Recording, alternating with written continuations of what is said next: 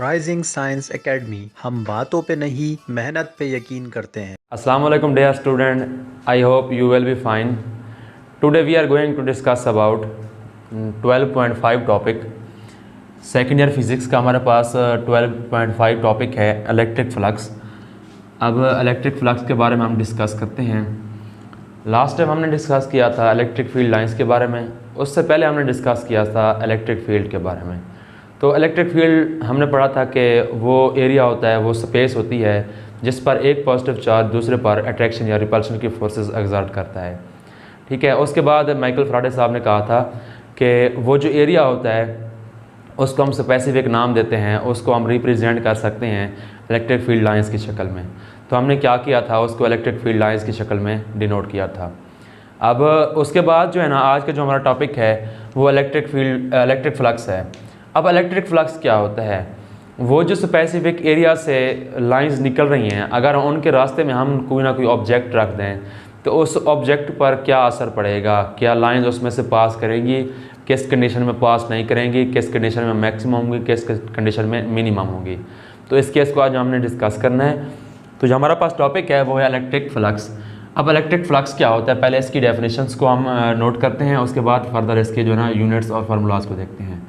Electric flux क्या होता है हमारे पास? The number of field lines, the number of field lines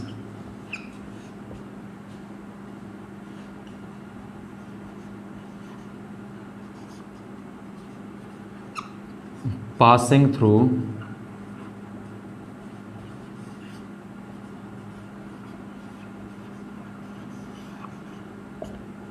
certain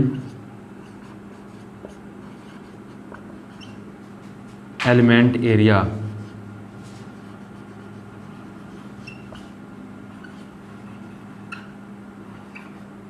ठीक हो गया? तो हमारे पास क्या है कि नंबर ऑफ फील्ड लाइंस क्या करती हैं, किसी भी हमारे पास सर्टेन एरिया है, उस एरिया में से जो लाइंस पास आउट करती हैं वो हमारे पास क्या होती है, इलेक्ट्रिक फ्लक्स होता है।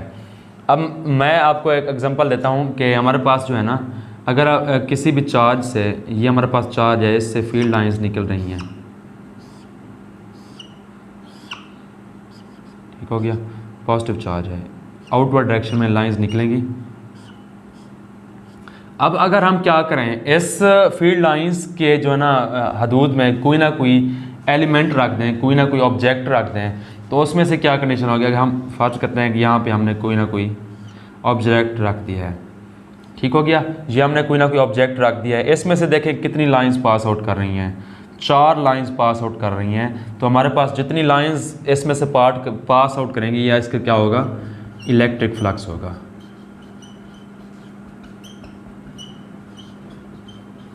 ठीक हो गया, जितनी लाइंस इसमें से पास करेंगी वो इसका क्या होगा, इलेक्ट्रिक फ्लक्स होगा। अब हम क्या करते हैं फर्दर, यहाँ पे अगर इसको मज़ीद बढ़ा दें तो यहाँ पे एक और ऑब्जेक्ट रखते हैं। तो देखिए यहाँ पे इलेक्ट्रिक फ्लक्स जो थी उसकी तादाद थी 4, क्योंकि 4 लाइंस पास आउट कर रही थी ना। तो इस ऑब्जेक्ट पर देखें तो इसमें से 2 पास आउट कर रही हैं, तो ये हमारे पास क्या है, इसमें 2 है। तो जितनी लाइंस पास आउट करती हैं वो उसका क्या होता है, इलेक्ट्रिक फ्लक्स होता है। यहाँ तक क्लियर है? अब हम देखते हैं कि इलेक्ट्रिक फ्लक्स को जो है ना हम एक ग्रीक वर्ड से डिनोट करते हैं, जिसे हम क्या कहते हैं, साई कहते हैं, फाई कहते हैं। तो ये क्या है हमारे पास, ग्रीक वर्ड से है जिसे हम फाई कहते हैं, इससे हम इसे डिनोट करते हैं। ठीक हो गया, अब आगे बढ़ते हैं इसके फार्मूलाज की तरफ कि इसका फार्मूला क्या है हमारे पास। ये दरअसल डॉट प्रोडक्ट होता है इलेक्ट्रिक फील्ड इंटेंसिटी और यूनिट एरिया। देखिए यहाँ से क्लियर नज़र आ रहा है, जितनी लाइंस पास आउट करेंगी वो उसकी इलेक्ट्रिक फील्ड इंटेंसिटी होगी, और किस से पास आउट कर रही हैं, यूनिट एरिया से पास आउट कर रही हैं। तो ये क्या होगा हमारे पास, इलेक्ट्रिक फ्लक्स होगा। Number of field lines passing through a certain area, ये क्या होता है हमारे पास, इलेक्ट्रिक फ्लक्स होता है। यहाँ तक क्लियर हुआ? अब अगर हम इसका जो है ना यूनिट्स निकालना चाहें तो यूनिट्स कैसे डिराइव करेंगे? हमारे पास जो है ना, ये क्या है हमारे पास, इलेक्ट्रिक फील्ड इंटेंसिटी है, इसे हम पीछे पढ़ चुके हैं, F/Q होता है इसका। और ये क्या हमारे पास, एरिया है, एरिया को हम मीटर स्क्वायर लिखते हैं। अब इसको फर्दर हम क्या करते हैं, सिंप्लीफाई करते हैं। फोर्स की यूनिट क्या है, न्यूटन, ये क्या है, मीटर है इसका स्क्वायर, और नीचे क्या है, क्यू है, क्यू के यूनिट क्या है, कोलम्स, ऊपर आके ये माइनस में हो जाएगा। तो ये हमारे पास क्या है, इलेक्ट्रिक फ्लक्स के SI यूनिट्स आ गए, न्यूटन मीटर स्क्वायर पर कोलम। ठीक हो गया। अभी तक हमने क्या पढ़ा, इलेक्ट्रिक फ्लक्स का फार्मूला, डेफिनेशंस, उसके बाद एग्जांपल, उसके बाद फार्मूला देखा। अब हम क्या करते हैं, इसकी कुछ कंडीशंस हैं उनको फॉलो करते हैं, उनको एक्सप्लेन करते हैं कि किस कंडीशन में इलेक्ट्रिक फ्लक्स मैक्सिमम होगा, किस कंडीशन में मिनिमम होगा, या किस कंडीशन में क्या होगा, मीडियाकर होगा। तो अब हम क्या करते हैं, इसकी कंडीशन को डिस्कस करते हैं।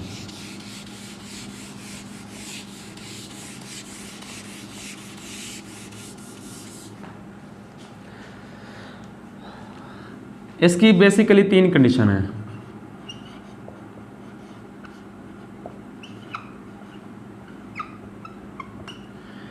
पहली कंडीशन हमारे पास क्या है, पहली कंडीशन में ये है कि अगर हम क्या करें, इलेक्ट्रिक फील्ड लाइंस के रास्ते में कोई ऑब्जेक्ट रख दें, वो क्या हो, परपेंडिकुलर हो, तो उस केस में क्या होगा, फील्ड लाइंस कितना पास आउट करेंगी, मैक्सिमम होंगी या मिनिमम होंगी, ये देखना है। अब देखें, ये हमारे पास क्या है, फील्ड लाइंस निकल रही हैं,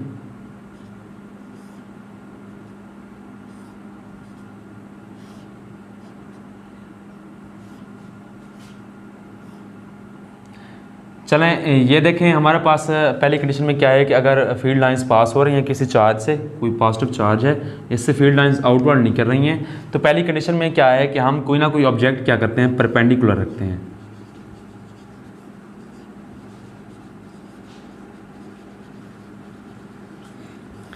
परपेंडिकुलर के केस में क्या होगा, हम क्या करते हैं, इन फील्ड लाइंस के रास्ते में कोई ही भी परपेंडिकुलर ऑब्जेक्ट रखते हैं। ठीक हो गया। ये हमारे पास कोई परपेंडिकुलर ऑब्जेक्ट है, तो इस केस में क्या होगा, फील्ड लाइंस आया कि मैक्सिमम होंगी या मिनिमम होंगी। तो इस केस में देखें तो हमें साफ नज़र आ रहा है, इसमें से सारी फील्ड लाइंस अप्रॉक्सीमेटली सारे जो है ना पास आउट हो रही हैं। तो यहाँ से नज़र आ रहा है कि ये क्या है, मैक्सिमम फील्ड को शो कर रहा है। लेकिन हम क्या करते हैं, यहाँ पे हमने इसको फार्मूले को फॉलो करना है। इसके फार्मूले के मुताबिक हमारे पास था phi is equal to E dot A. अब क्योंकि ये डॉट प्रोडक्ट है, स्केलर प्रोडक्ट है, इसे फर्दर सिंप्लीफाई करते हैं, E A cos theta.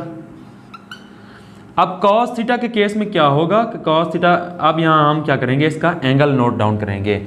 Angle हम कहाँ से देखेंगे, हम इस जो परपेंडिकुलर एरिया है उसका नॉर्मल चेक करेंगे। नॉर्मल क्या होता है, अगर हमारे पास कोई ऑब्जेक्ट है, अगर ये परपेंडिकुलर है, उससे सेंटर से जो परपेंडिकुलर लाइन ड्रा की जाती है वो क्या होता है, नॉर्मल होता है। अब इसके सेंटर से हमने क्या किया, इस परपेंडिकुलर ऑब्जेक्ट के नॉर्मल सेंटर से कोई ना कोई लाइन ड्रा की, वो उसका नॉर्म होता है या नॉर्मल कहते हैं।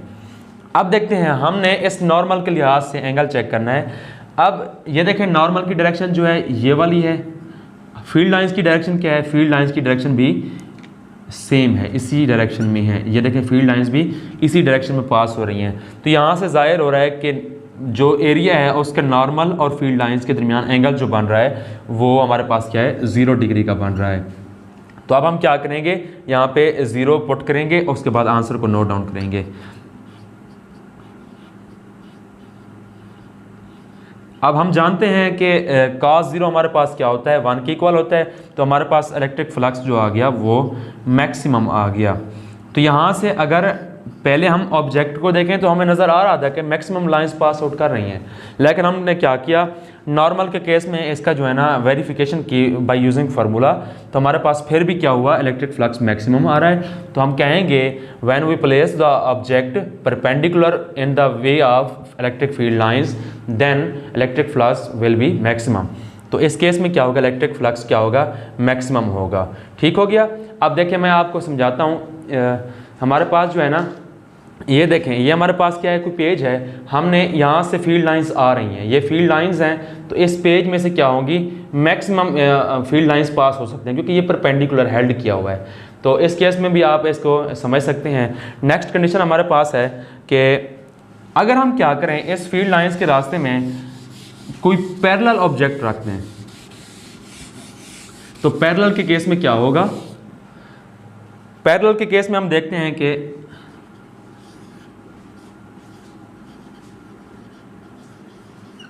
अब पैरेलल के केस में क्या होगा, हमारे पास जो है ना ये फील्ड लाइंस हैं,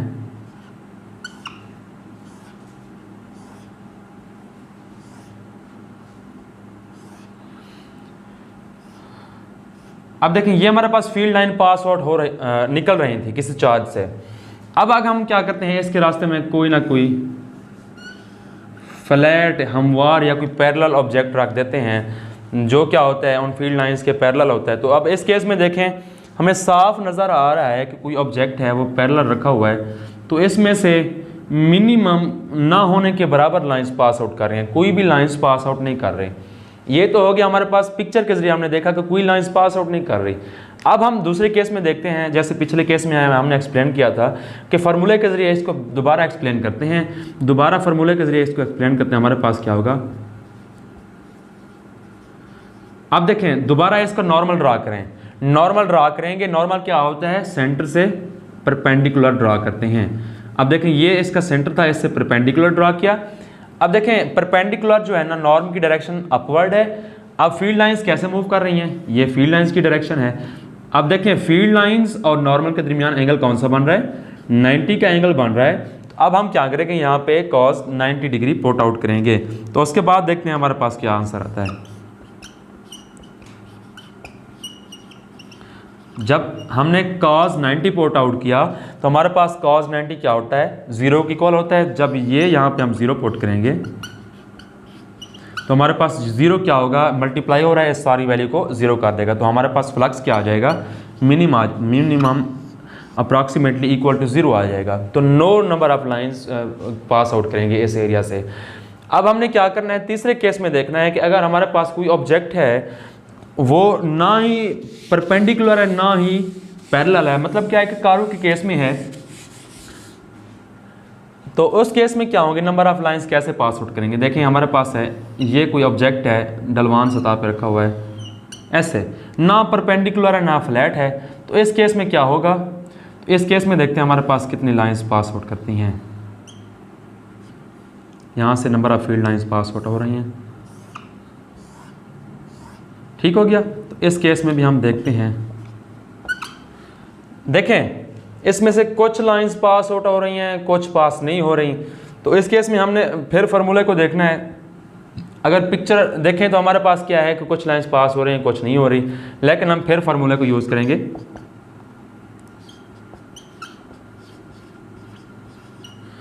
चलें अब देखें यहाँ पे हमने एंगल क्या पुट करना है। अब हम क्या करते हैं, इसी ऑब्जेक्ट को क्या करते हैं, किसी भी रेक्टेंगुलर फॉर्म में देखते हैं। यहाँ पे हमारे पास क्या होता है, 360 0, उसके बाद 90 होता है, यहाँ पे हमारे पास 180 होगा, यहाँ 270 होगा। अगर हमारे पास ऑब्जेक्ट जो पड़ा हुआ है वो इस तरह पड़ा हुआ है, ठीक हो गया। अब देखें ये ऑब्जेक्ट की ये कंडीशन थी, number of field lines pass हो रही थी। यहाँ पे हमने एंगल क्या करना है, इसे इसी तरह रहने देना है। हमने एंगल इस जो है ना क्वाड्रेंट से चेक करना है। देखिए ये 90 से ज़्यादा है तो हमारे पास ये क्या हो सकता है, 100 हो सकता है, 120 हो सकता है, तो इस तरह हो सकता है। तो हम क्या करेंगे, उसी तरह से वैल्यूज़ को पुट करेंगे जैसे वो हमें देगा। परपेंडिकुलर नहीं देगा, ना ही फ्लैट देगा, वो हमें टेल्ट फॉर्म में दे सकता है। तो उसी तरह से हमने एंगल पुट करना है। जो एंगल हमारे पास बन रहा होता है 120 पुट कर लें या कोई दूसरा एंगल पुट कर लें, तो उस तरीके से आप क्या कर सकते हैं, इस फॉर्म में नंबर ऑफ फील्ड लाइंस या इलेक्ट्रिक फ्लक्स को फाइंड आउट कर सकते हैं। तो इस केस में आपने क्या करना है, फार्मूले को एज इट इज़ लिख देना है। जैसे जो आपके पास वैल्यू है एंगल की वो पुट करेंगे तो आपके पास इसका आंसर निकल आएगा। तो लास्ट पे हम देखते हैं कि ये हमारे पास इलेक्ट्रिक फ्लक्स होता क्या है, स्केलर क्वांटिटी है या कि वेक्टर क्वांटिटी है। अब देखें ये तो हमने पहले ही डिस्कस कर लिया था। हमारे पास ये क्या था, स्केलर प्रोडक्ट था, क्योंकि यहाँ पे डॉट लगा हुआ था, हमारे पास स्केलर प्रोडक्ट था। तो हमने कहा था ये स्केलर प्रोडक्ट है, तो ये इलेक्ट्रिक फ्लक्स भी क्या होगा, एक स्केलर क्वांटिटी होगी, ठीक हो गया।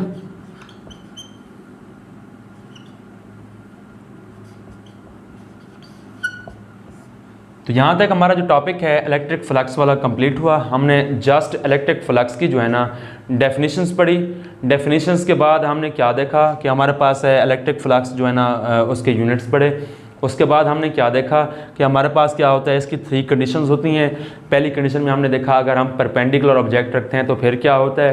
परपेंडिकुलर के केस में हमने उसके नॉर्म से भी देखा, उसका पिक्चरल भी देखा, तो हर केस में क्या हुआ, इलेक्ट्रिक फ्लक्स जो है ना मैक्सिमम आया। दूसरे केस में हमने देखा कि हम क्या करते हैं, कोई भी ऑब्जेक्ट है उसको फ्लैट फॉर्म में रखते हैं। अगर हमवार फॉर्म में होगा, देखिए जैसे मेरा हाथ है, इसमें से देखें कोई भी लाइंस जो है ना अगर हम पास करें या तो ऊपर से गुजर जाएंगी या नीचे से गुजर जाएंगी, कुछ थोड़ी बहुत जो होंगी इस हाथ के जो एरिया है उसमें से पास आउट करेंगी।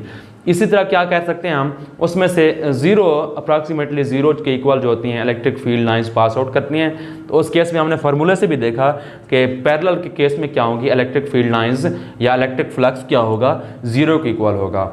फिर हमने देखा कि तीसरी कंडीशन में हमारे पास क्या है कि ऑब्जेक्ट जो है वो टेल्ट रखा हुआ है, हमवार सतह में, कर्व सतह में रखा हुआ है। तो उस केस में क्या होगा, हमने उसका जो है ना डायग्राम भी बनाई, उसका क्वाड्रेंट में भी शो किया, फिर हमने उसका जो है ना एंगल के ज़रिए भी हम मेजर कर सकते हैं।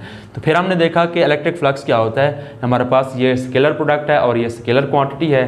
तो यहाँ तक हमारा जो है ना टॉपिक 12.5 कंप्लीट हुआ। नेक्स्ट हम पढ़ेंगे कि 12.6 में अगर हमारे पास क्लोज सरफेस है तो उसमें क्या होता है, इलेक्ट्रिक फ्लक्स क्या होता है। अब तब तक के लिए अल्लाह हाफ़िज़।